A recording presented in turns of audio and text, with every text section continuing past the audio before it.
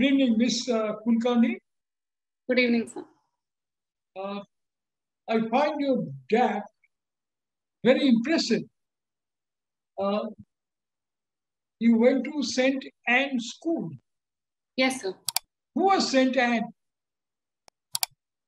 So the school was named after a patron saint of this group of sisters that came here from Italy in the 1870s. Okay. You are Roman Catholic? Yes, sir, they were Roman Catholics. Can you tell me what is the difference between Judaism and Christianity? So I think they are both Abrahamic religions, but the difference is in which testament they follow. I think the Jewish faith follows the Old Testament and Christians follow the New Testament. What is the difference between the Old Testament and the New Testament? I'm not sure of the exact difference, sir. But I know that that was the common root, but I'm not sure of the exact difference. Why is it called Old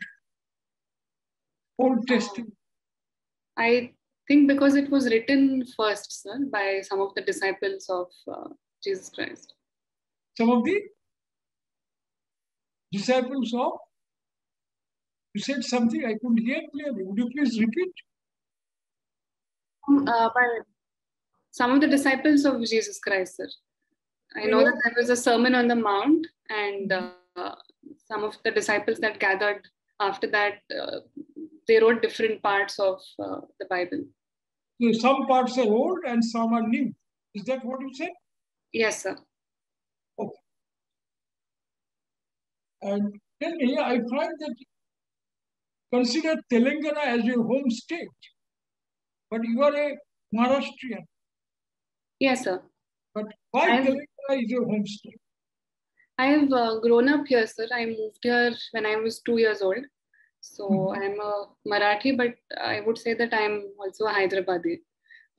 I have gone to school here, college here, everything has been here, which is why I chose it as my home state. Okay. Which college did you go to? CBIT, sir, Chaitanya Bharati Institute of Technology. It's an engineering college.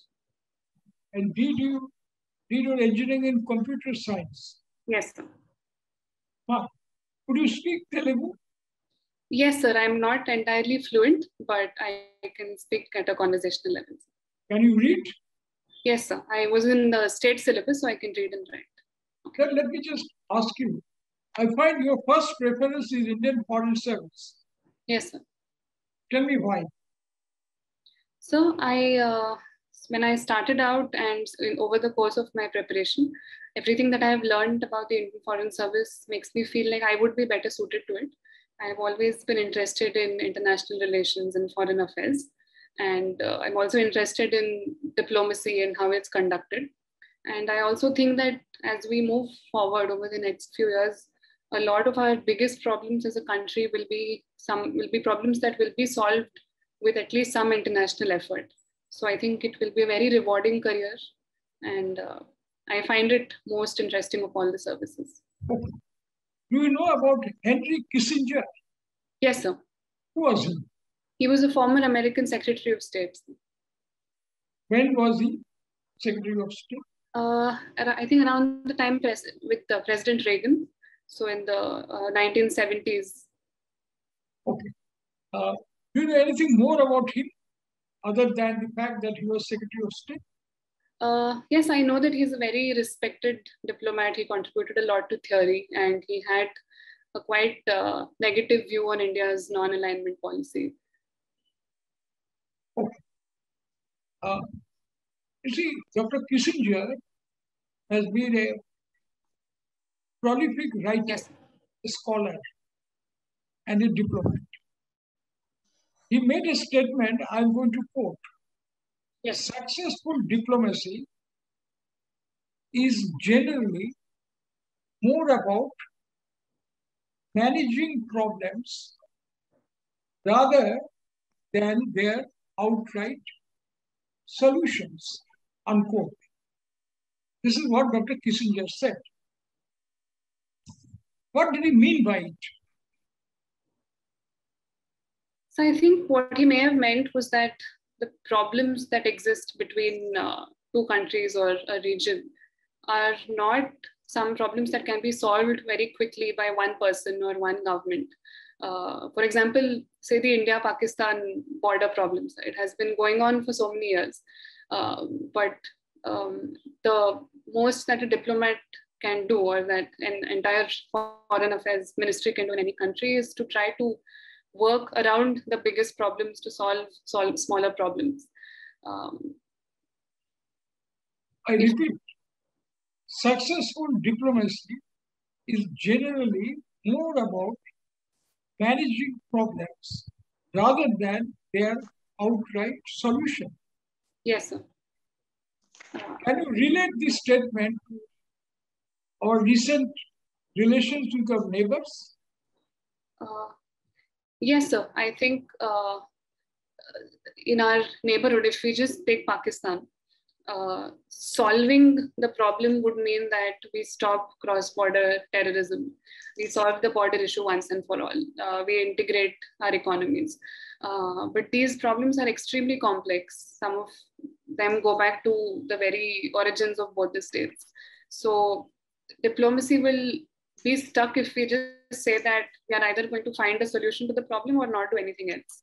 Often, if we have to ensure that people of both countries have some prosperity and that we move on, then we can't always hope to solve the problem, but we have to manage some of its impacts, ensure that a problem in one area doesn't spill over to another area, or manage at least some of the impacts of the problem, if not all. Ms. Kulkarni, yes, sir. Your name is Richa. What does Richa mean? Sir, the word refers to some shlokas that were present in the Vedas. So the root is the root word. It means praise. So these shlokas were usually in praise of something, and that's where the name came from. Okay. What does it imply when it is put as a name? So I am not sure what the implication is as a name, but I think my parents liked the idea of having a name that goes back to tradition and that still has a relevance today, because it's a form of poetry, basically. It's a form of literature, and that is something that is present in today's world. Okay, you're from Telangana, not yes. far from drought-prone areas of Maharashtra and Telangana region. Yes. There has been a long-standing problem of high incidence of farmer suicides. Yes. In Vidarbha region. Yes. And also in areas of Telangana. Yes. Can you tell us what are the reasons for it? So these areas are arid or semi-arid, and irrigation was never done to enough. Of course, now the Telangana government has a mission Bhagiratha, where they are restoring traditional practices of irrigation. But before these things were done, so the droughts were mainly because rainfall was falling and groundwater sources had already fallen due to intensive irrigation practices that originated in the Green Revolution. And there was also a market crisis where remunerative prices were not available. So all of these things combined to form the agrarian crisis. Are you suggesting that this was due to natural cause like drought? Could there be other reasons also? Are you aware of the views of Mr. P. Sainath? Yes, sir. He wrote a book, Everybody Loves a Good Drought. Yes. What exactly are the reasons and for continuing incidents of suicides? So natural forces are there, but it is up to the governments of the day to counteract those forces by taking some measures that would alleviate those problems. That was not done, sir. So why do the farmers commit suicide? That's an extreme state. Why? What are the compulsions? Compelling circumstances. So I think they had a debt which was rising very high and that they could not repay, and their crop yields were not ever. They would keep taking loans to sow seeds and for irrigation and for fertilizer, but their yields were never enough to give them enough profit to pay back the debts. So that was, I think, the final compulsion. Suppose as a civil servant, you are posted in that area. Yes, sir. What will you do to address this problem? So there are schemes of both the center and state that are trying to solve this problem, such as the Fasal Bima or PM Kisan, which are giving them some support for input so that they don't have to take loans. So I would try to first make sure that these schemes are implemented properly. And if there are any special problems to that region, which might not have occurred to the central government or to the state government, but are showing up there, Okay. yes, then I would make sure that those problems are communicated and some specific solutions are found. Okay. Tell me, what is a non-banking finance company? It's a type of financial institution that is not recognized as a bank, but they do provide credit. How do they provide credit? How do they get their capital? I'm not sure, but I think they are they issue equity and they have shareholders, but they are not regulated as well as banks are regulated. Yes. What is a bad bank? So the bad bank is a bank where its operations are no longer sustainable. So it needs a bailout from the government or it will fail and people will lose their deposits. Has any decision been taken by the government very recently on this subject? So I think the larger thing is that public sector banks, there is a conversation on privatizing them. And also the RBI is making stricter regulations. They included urban cooperative banks under a stricter framework as well. Tell me, what is the difference between line of control and LAC?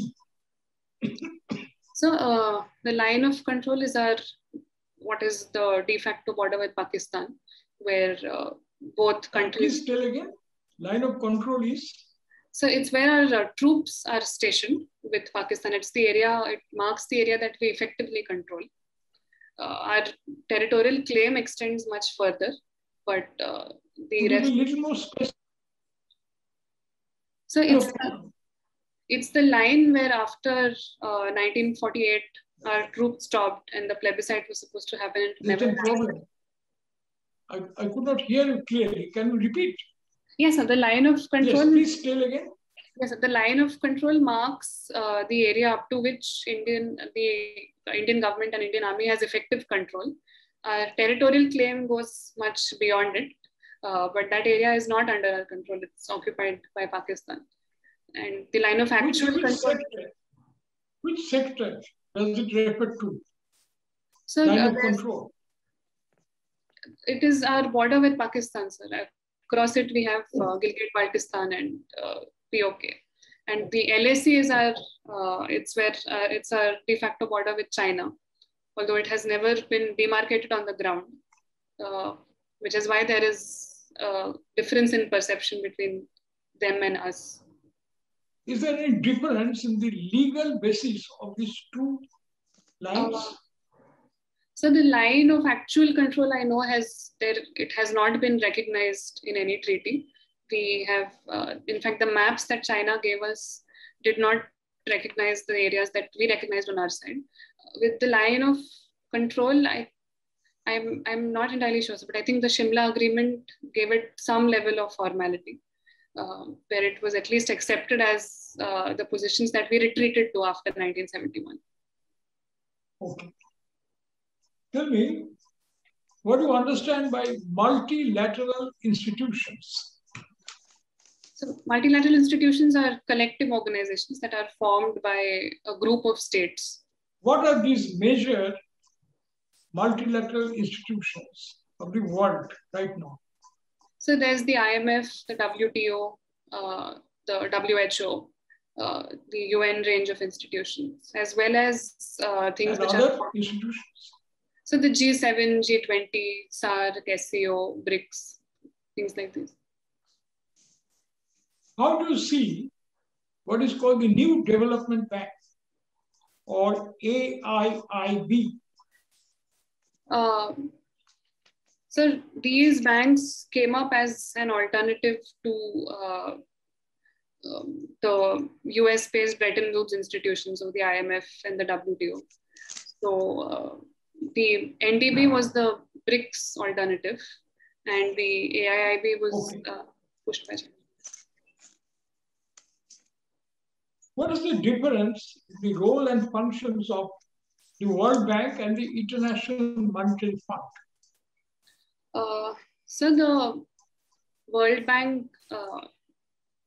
it evolved in the beginning to help in the reconstruction and development of Europe after World War II.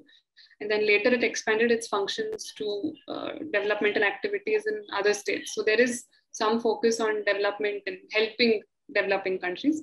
The IMF it didn't come from a developmental perspective. It came to ensure stability of the dollar in the beginning, and then stability of currency in general. So, and just I missed your main point. World Bank, what are the functions of the World Bank? I don't remember the exact all of the functions. Huh? But can you repeat? The World Bank has a developmental focus, sir. The IMF is only a regulatory organization. It will give loans, but with those come with conditionalities. Yes, please tell me again. I can't so hear the World Bank has a developmental focus. It started out with the aim of first helping European countries. Yes, but in what way they assist other countries, developing countries? So they sponsor some of their programs. Like there are many schemes of India that are conducted by the Niti Aayog with World Bank assistance. The World Bank works with poorer, with developing countries to assist their governments in carrying out programs, and it gives them loans and scholarships and such things. The IMF is not in they're not in the development business. Okay. Tell me, it is said now that inequality poses a great threat to democracy. And also, the big technology companies, they also pose a threat to democracy. Can you elaborate? So I think both reasons are quite different. Inequality poses a threat to democracy because democracy will work best only when each person, while one vote has one value, can be assured by democracy. It will work best when each person also has equal value. The thing with technology companies is that they can, as we saw, one thing is that they can help subvert elections, as Facebook was accused of doing in the US elections. So given that elections are the basic tool and instrument of democracy, if they are compromised, then democracy is compromised. And also in a democracy where people's voice matters, technology can distort that voice. There are things like troll farms and companies that just exist to boost a certain opinion online. So they can make it seem like an opinion has more supporters than it actually does, which means that democracy will be harmed. Okay. Can you tell us why was Telangana carved out of Andhra Pradesh? They speak the same language. Why? Sir, there are some cultural differences between the districts that form Telangana, the 10 districts that form Telangana and the rest of AP. And those differences, while they might have existed without leading to bifurcation, I think got exacerbated by the fact that Telangana people perceived that they were treated unfairly, that projects did not come to them, that irrigation was ignored, that their overall economic progress was ignored. And that led to a movement which started in 1969 itself. In fact, much before that, many people opposed the formation of Andhra state. So those movements culminated in the bifurcation of Telangana. Okay. Do you know about inner line permit system? Yes, sir. What are the states of India which are covered under this system? So I don't remember exactly, but it is I think 4 or 5 northeastern states that have an international border. So I think Arunachal Pradesh, Manipur, Nagaland. I will have to check again, sir. But it is 4 or 5 northeastern states. Do you know what is sixth schedule of the Constitution of India? Yes, sir. So it provides certain different extra provisions for tribal areas. Okay. What are these areas? And what is the instrument of what you call autonomy? So the president declares certain areas as scheduled areas. And then these areas are governed. There are some different institutions set up, such as the regional council and autonomous councils, which have tribal people's representatives. And they are given certain powers, such especially rights over minor forest produce, mineral exploration, certain amenities and facilities. What is the tribal council called in the Constitution? Sorry, sir, what is the tribal?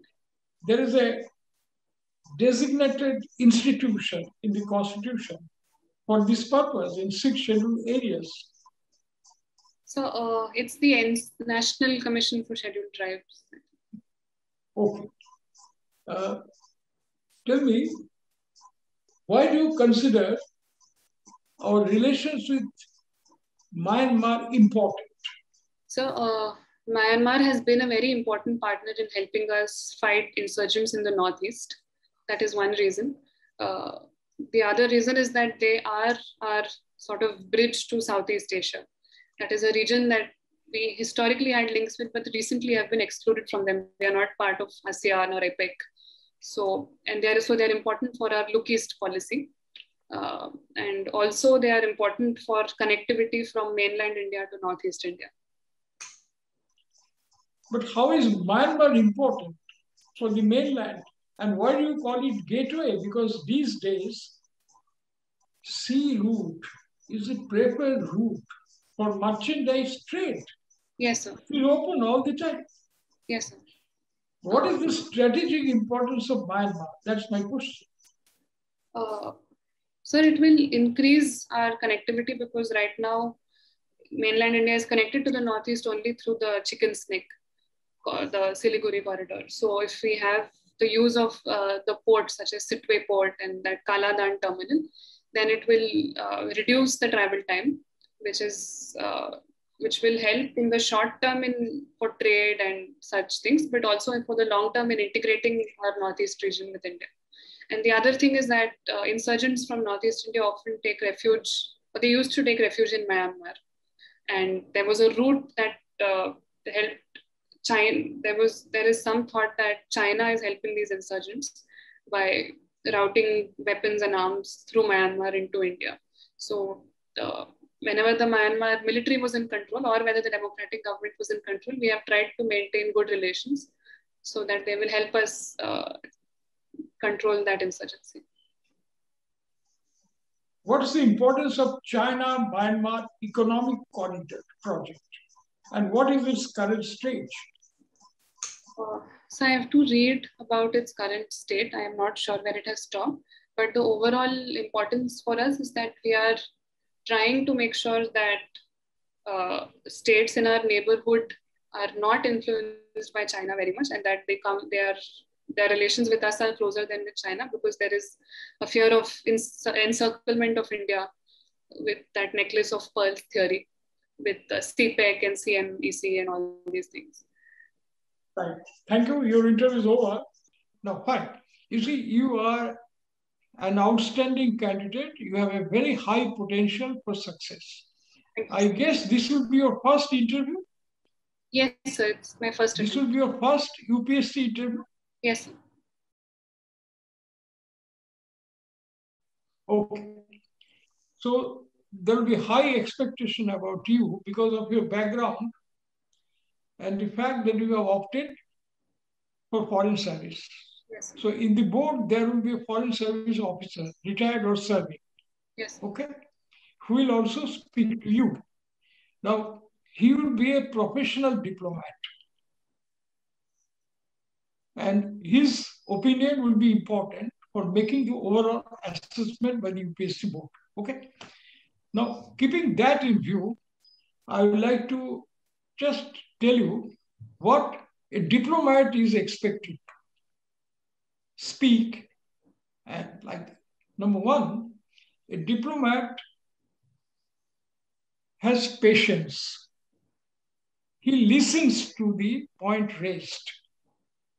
Then he gives some thought and then he makes his point. So what you do, you blurt out with your answers immediately. You are a very willing participant, but I would suggest for the purpose of personality test, it is not just casual conversation. It is a purpose-driven conversation. You have a purpose to prove that you are the best candidate. The board has a purpose to select the best candidates. Okay.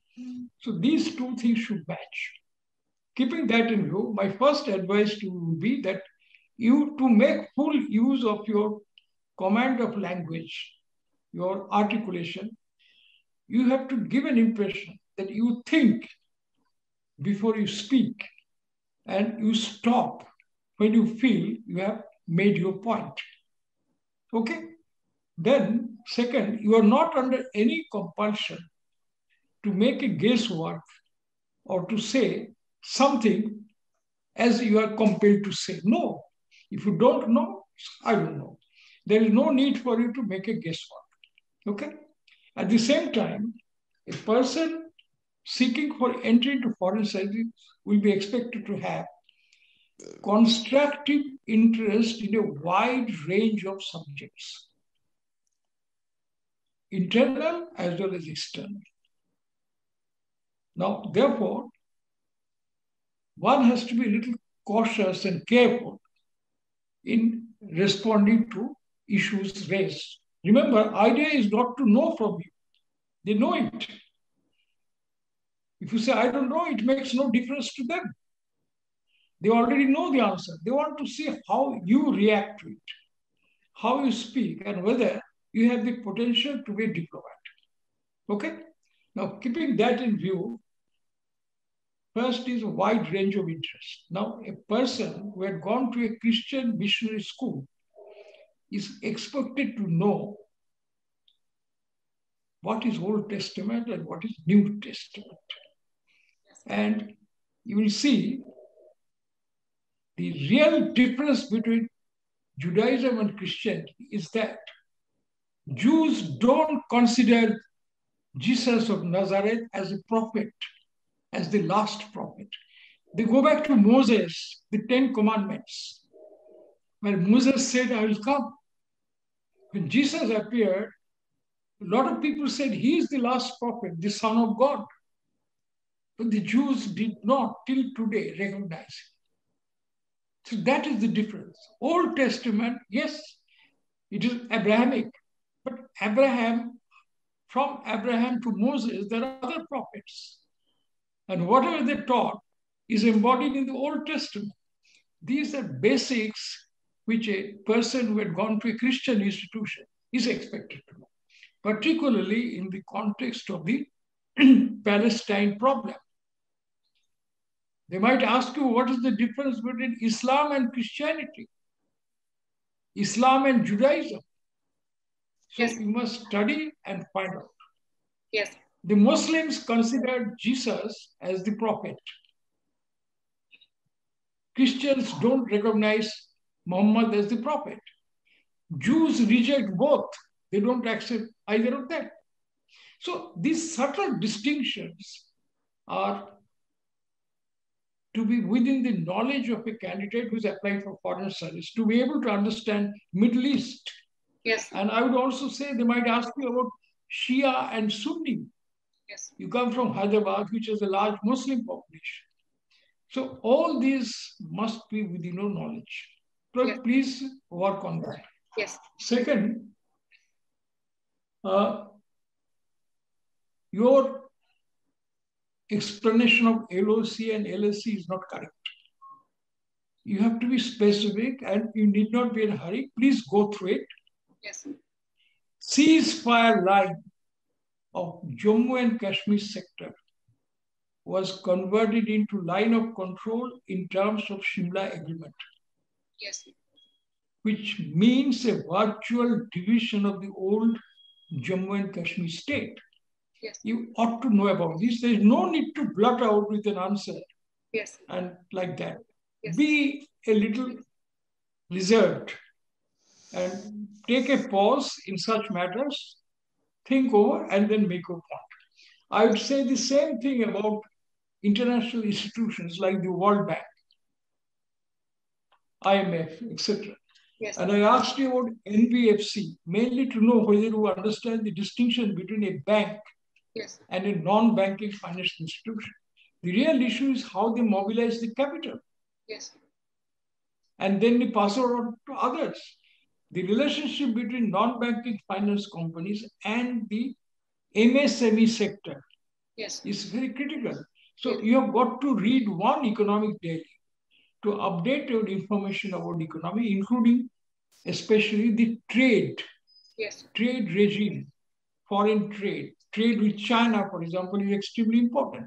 And trade in the context of COVID crisis. Yes. And TRIPS, trade-related intellectual property regime that has been established by WTO. So these are issues of what you call economic diplomacy. Yes. And what you understand by patent rights in the context of COVID crisis. Yes. So, in the same manner, when it comes to farmer suicides yes. and farmers' agitation, which is going on in northern India, you have got to pinpoint the issues. That's important. Like this, when you discuss about democracy, big technology companies, you have to understand their roles in the economy, how inequality creates divisions yes. within the state. So that is, in my view, is what you need to update your database. Now you have excellent articulation. You have to capitalize on it and to earn maximum dividends by strengthening your knowledge and information base and restricting your answers and presentation to what is necessary. And you need not go on your own, need not wait for the board to intervene. You should be in command of the situation. Take a pause, listen to the question, say what you know, what you can really stand for if they question you, and stop on your own. If there's anything more, you may like to ask me. Otherwise, I feel you are an absolutely first-rate candidate for the foreign service. Thank you, sir. You will do very well. I will work on what you said. And I'll suggest before you go for final interview, you may like to take one more interview. Yes. Okay. Yes. So I wish you all the best. My last advice will be that you should talk to your parents and understand the meaning of your name, Richa. Yes, sir. Okay. Yes. Best of luck, Ms. Kulkarni. You will do well. Thank you, sir. Thank you so much. Bye.